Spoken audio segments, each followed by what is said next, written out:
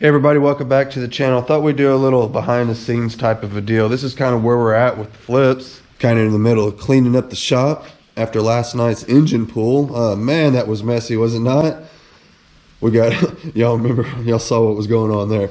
All that transmission fluid came out of it. So we got it all cleaned up. We're going to do a little more sweeping and all of that. So we're going to have to pressure wash this thing, obviously. I mean, it is filthy as the ground. I don't know what. I mean, it's been leaking for a long time. I mean, you can see here how thick a lot of that stuff is, man. So I thought what we'd do is we'd get out here, scrape around on this thing for a little while, and that way we can sweep it up when we're done. And then after that, we'll hit it up with a pressure washer. God, this stuff's on there so thick. Look at that. Oh, man. Oh, I can't wait to get all this off of here. It's terrible. So yeah, check it out, man. We got a brand new pressure washer sent to us by a subscriber. Really cool. Let's get all this out of here. Get all this stuff dug out of here. It came with soap. Oh no, this is the oil. Okay.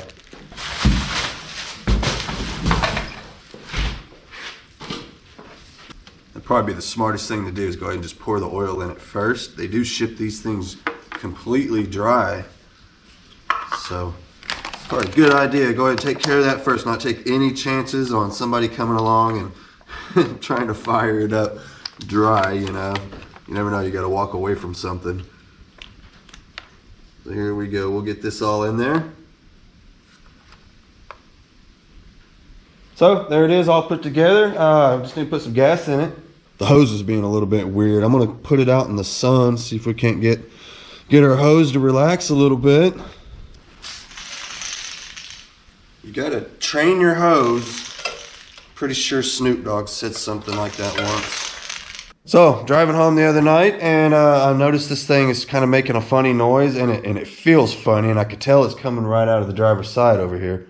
This is my beater work truck. This is a heavy half, as they call it, and it's been a great work truck. 322,000 miles on the old girl, and she's really given me no problems at all, with the exception of it did blow a spark plug out of the hole, which they were kind of known for, but we fixed it for like 30 bucks. She's given me absolutely no issues since then until last night. Can you guys see how much play there is in that? And look up and down. Man, that's bad news. So this appears to be all wheel bearing. I was expecting there to be some play here because it looks wore out. You see the boot there is completely shot. I don't see any play in the ball joints. I don't see any play in the tie rod end. I believe that to be all wheel bearing. So no wonder it's making a funny noise. So this is obviously going to require a trip down to the old parts store. I think I hear Kayla pulling up, so that means we're gonna pull this truck out and get her truck in here now, because we're gonna start working on it.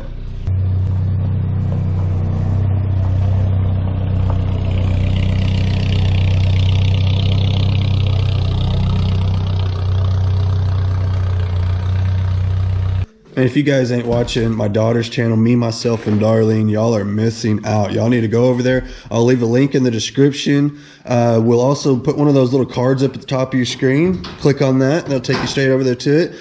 Hit the subscribe button, hit the notification bell, all that good stuff, so you'll know next time we put a video out on this one. We're gonna finally get the header on this thing. She's been trying so hard to put a stainless steel, no, it's a ceramic coated header on this truck, and man, we have been fighting and fighting. Kind of find out they don't make one for an automatic. Yeah, this guy right here, I think is going to look really cool down in that engine bay, but it has been fighting us. Apparently, they don't make one of these to actually fit an automatic 4-cylinder, 2-wheel drive Nissan hardbody pickup. But we did find a way around that, and that was by going to the salvage yard. Some of you guys following along probably seen those videos. Went to the salvage yard, found a Pathfinder, got the bucket seats out of it, got the floor shifter out of it, all the linkage and everything. That's going to relocate all of our linkage and get everything out of the way, so we should be able to put a header in it, and that's what we're going to do right now. But if you guys want to see all of that, you've got to go over to her channel. We should have that video out. And get over there and subscribe if you like what you see. Give it a thumbs up, all that good stuff. We are trying to get her to 20,000 by New Year's, and we are so close right now, y'all. I think we can do it. With you guys' help, we could get her up there. 20,000. She deserves it. She's working really hard on this old truck, and it's taking shape, man. I mean, this thing has air conditioning, everything. Nothing on it's broken. Everything works as it should. So she's getting it dialed in. Okay, now that that's done, let's get the heavy half back in here. I got some parts for it. We can get the wheel bearings in it. By the way, man, that video turned out to be really good. You guys need to go check that out. There will be a link, like I said, in the description for her channel. And man, talk about an upgrade. Having those bucket seats in there with that floor shifter, that is really cool. And she's going to come up with a really cool idea. In fact, she's got a really good idea for a shifter knob, custom shift knob, and all that cool stuff. You guys, you should go check that video out for real.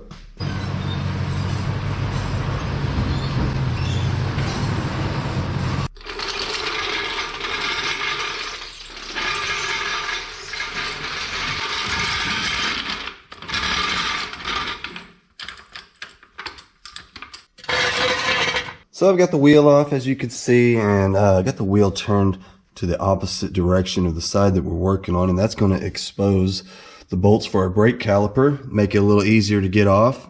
That's these back here on the back side. There's one here, and then there's one down here on the bottom. We'll use the impact on these. It'll make it pretty easy.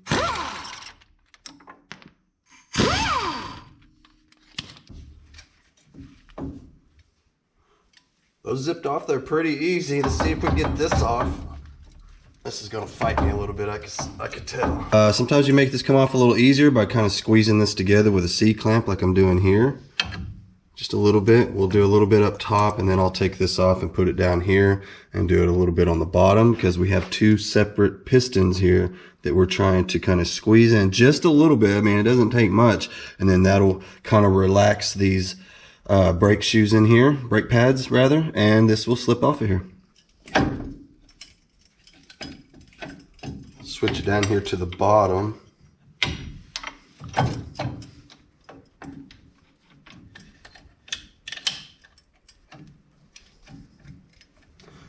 After we do this, this should slip right off of here. I can see the pistons kind of going in just a little bit, and like I said, it doesn't take much. Just like that. There we go. I got some hooks donated to us by a loyal subscriber, Bill Speck. He sent us these, and now I don't have to use my bungee cord anymore. I could just hook my calipers up just like that. That is nice. That's going to take the pressure off of our brake line there. You don't ever want to let these dangle by the brake lines. Man, you can hear it.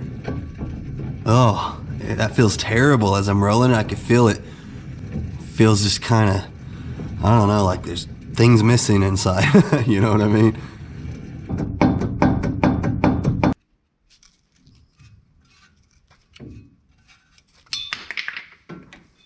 Now for the fun part, trying to get this old cotter pin out of here. Let's see. That wasn't too bad. Take this guy off of here. Follow that up with just popping this off. I mean, that was not tight at all, really.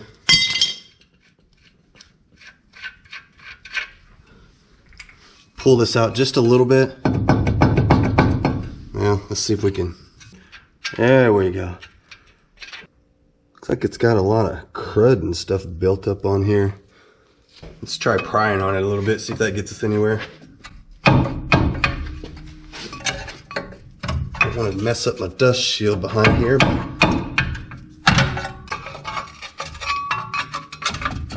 think we could pry off of it in some areas. This doesn't seem to be getting me anywhere though. Well, let's tap around on it with a hammer a little bit, see if that does us any good. Gonna work our way around a little bit.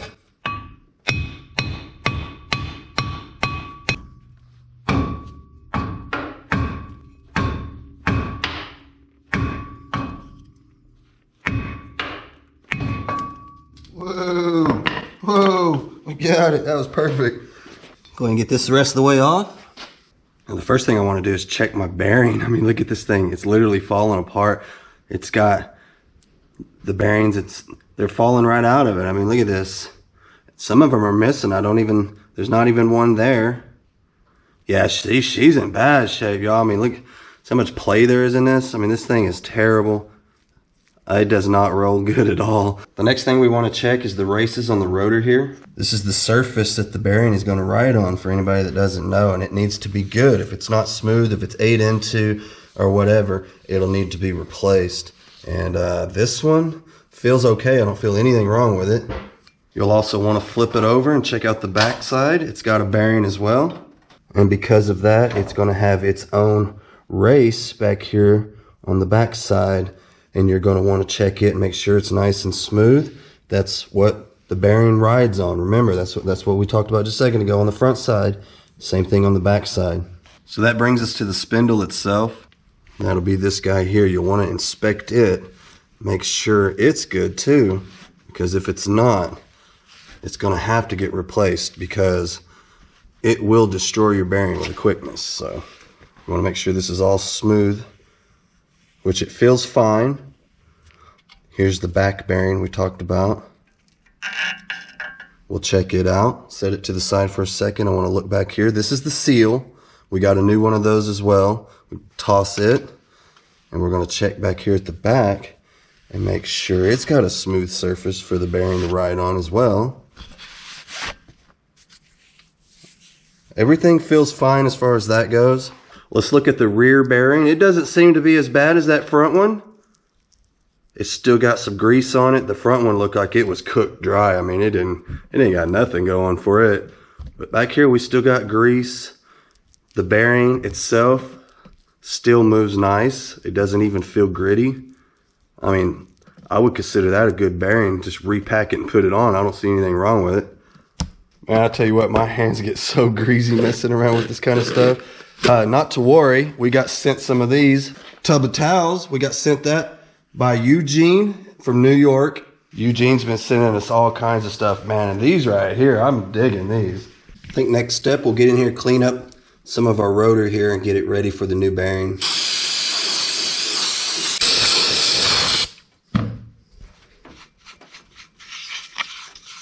Just got me a little brush here.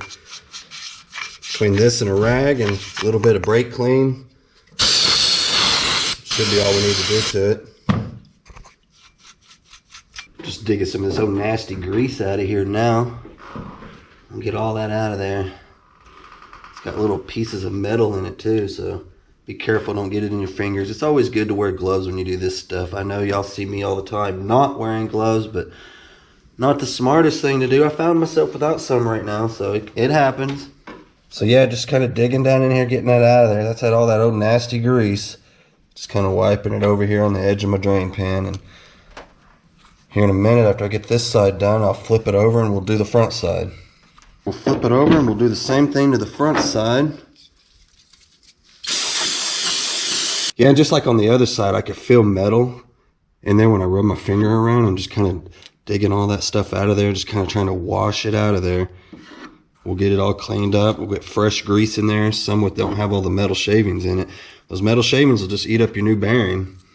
So it seems as though O'Reilly's has sold me the wrong rear bearing. This is not even close to what we need, y'all. Look.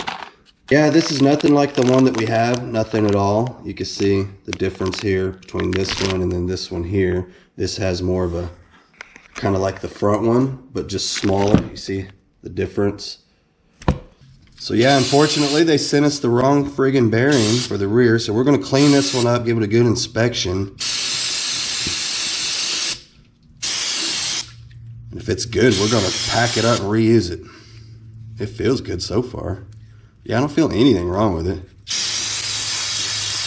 So now that everything's cleaned up, let's start packing bearings. Got me some brand new grease here.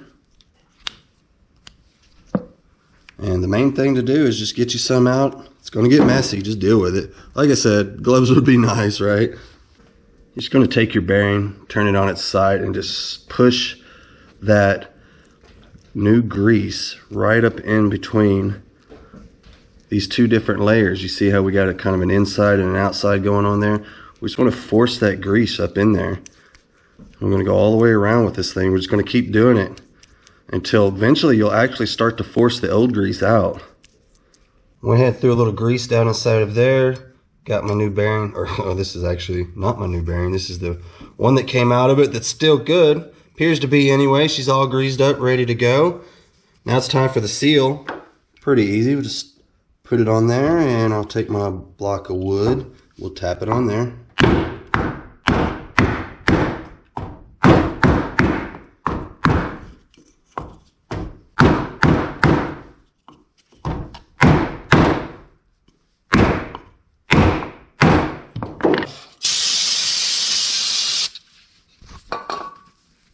Get it all cleaned up. I'm going to slip my bearing on here before I even start packing it, just to kind of see if it'll finally go on there, because when I first tried this, it was giving me some resistance. It wouldn't go on there. Here's the new bearing. Made it back to the O'Reilly's in town. They got us the right one. This is the part number for it here, if you need one. Not sure why they gave me the wrong one the first time, but I thought maybe while I was there I would get the right rear bearing, and for whatever reason, after 2 tries, they still could not get me the right one. And luckily, ours is still good, or otherwise we'd have to figure something else out. Now, do you see what this is what I'm talking about here? Just a little bit of resistance with this going on. That's why we had to bang it off with the hammer, you remember? So I'm going to continue to dress that up just a little bit. I'm going to stay with the 120 at this point. I don't think I'm going to use the 80 grit anymore. I think we're past needing anything that aggressive. We'll just keep working this just a little bit. Continue here with the Scotch-Brite at the end. And then spray it, wipe it off with a clean rag, and we'll try again, see if we can get this to fit up on there. That's not bad, look at that. So just like before, it's going to get kind of messy. Put a little grease in our hand, get our bearing, and we'll start packing that in there. Now we can go back on with this guy. Feels good. Let's see. Here's my bearing already all packed and ready to go. Slip that in the end of there. Look how good that goes up on there now. All right. Went ahead and cleaned up everything else. Our washer, the nut that goes on here. We'll get this on and we'll tighten it up just a bit. I want to tighten it till we get a little bit of drag. Something like that. That's pretty nice. I got a brand new pin for it. We'll get this put on here like that. That just kind of helps keep the nut from backing off. And there is our brand new cotter pin. We'll fold this guy over and we can call this done. Went ahead and cleaned my cap off with the wire wheel. Go ahead and tap it back on there now.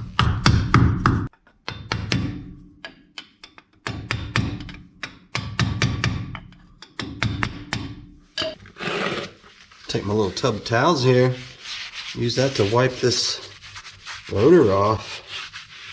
Get all my old dirty fingerprints. Oh my God, look how nasty that is. Yeah, we'll get all my old dirty fingerprints and all that crap off of it. See about getting our brake caliper lined back up on here.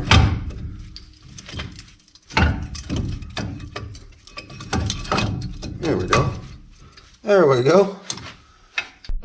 So I think at this point we're going to go ahead and turn the wheel all the way to the right like we did when we first took it apart. It just helps get those brake caliper bolts back on. Yeah, these guys behind here, if you'll turn that wheel, remember we mentioned that when we was taking it apart, it does make it a lot easier to get to those bolts.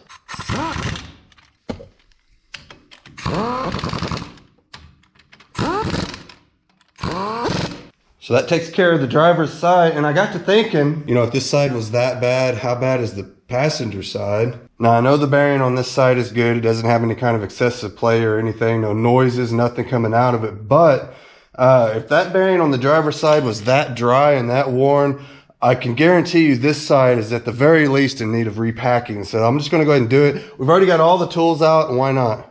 Oh, cool. That one popped right out of there, not like the other side. So, yeah, you know, this bearing, I believe, is okay. Just in need of a good packing is all, because it still feels nice and tight. So, okay, let's get the rotor itself off. So you can see here, everything is in good shape. Just really in need of some new grease, that's for sure. That's okay, we're gonna do it. So same old song and dance on this side. We'll just pack this bearing up, put it all back together. We'll clean up the washer and put a new cotter pin. We'll do everything just like the other side. The only difference is we're gonna reuse this old bearing because, like I said, it's fine. We're just trying to make it last a little longer, that's all. Well, there you have it, all greased up, brand new cotter pin. We are good to go.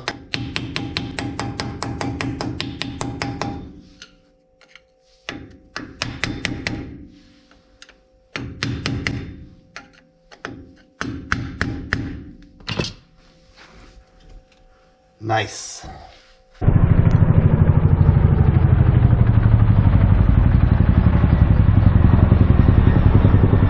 don't see those out here very often.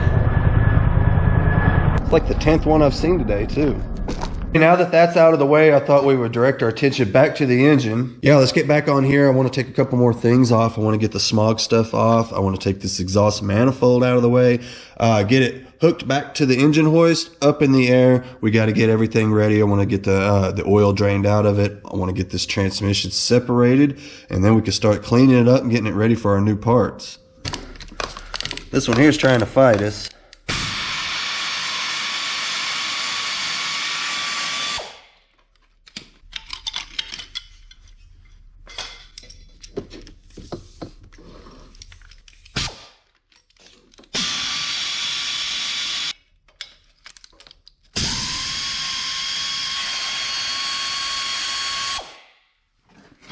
Got my chains hooked up. I thought this was kind of funny. This is like the tow hook come off the front bumper of an old Dodge Ram, and it fits right into the exhaust port. The bolt holes line up just right. You can see there, we got one there.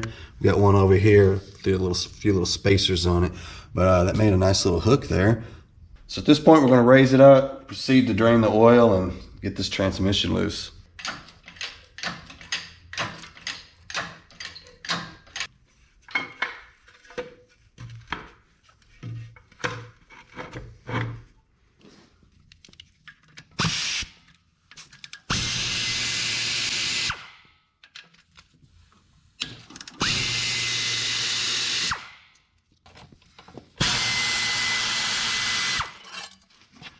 So now that the dust shield's out of the way, we can get to the torque converter bolts, get those loose from the flywheel, and then we can take the bell housing bolts out and get the transmission separated from the engine.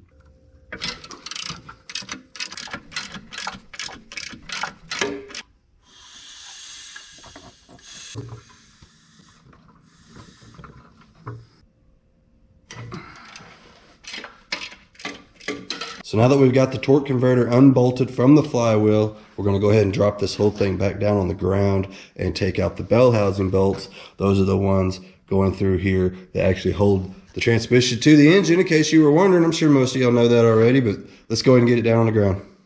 I think I'm going to set it on this little piece of sheet metal here. Give it something kind of smooth to slide around on besides this old rough floor.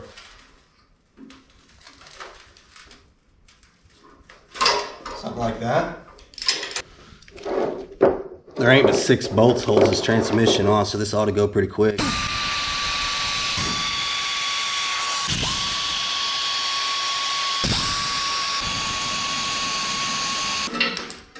ought to come apart at this point. Get it off the dowel here. There we go. Forgot, threaded the starter bolt back in to keep track of it. It's holding me up. It's always got to be that one guy holding up the show.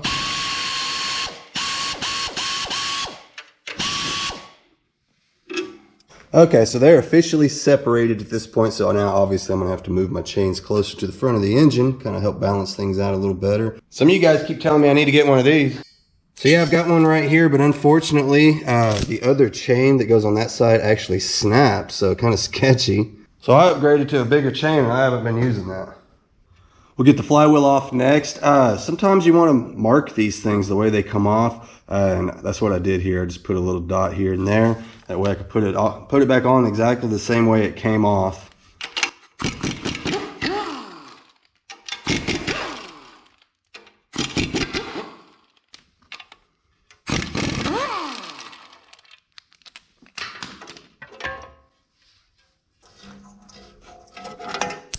Once the flywheel's out of the way, we could get the dust shield out of the way as well.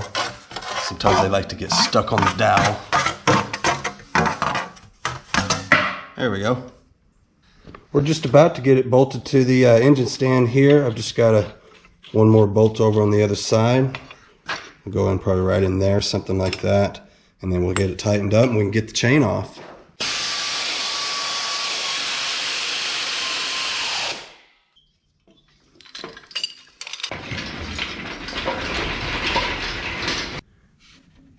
Go ahead and drain the oil out of it. Now you'll notice water coming out first. That's probably just where we did our tear down. But man, that oil does not look good at all though. Should definitely pop that pan off and get a look inside of there. But before we flip the engine over, let's go ahead and pull this head off. We haven't seen underneath it yet. I'm kind of curious, and of course we'll pop that one off again. We've got all the bolts loosened up. Let's see what we got.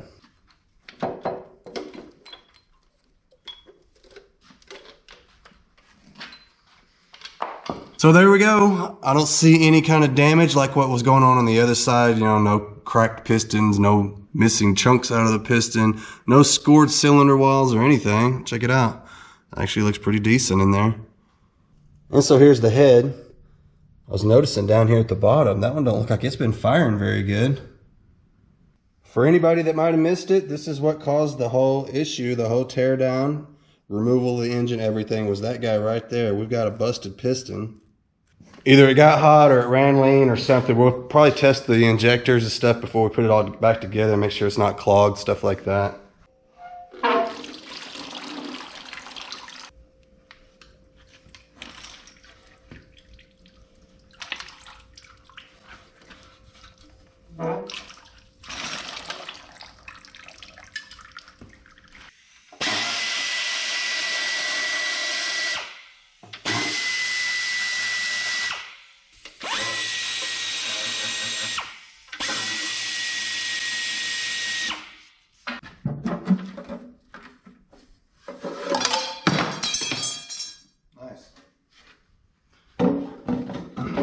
I want to pop this number 8 piston out, see what it looks like.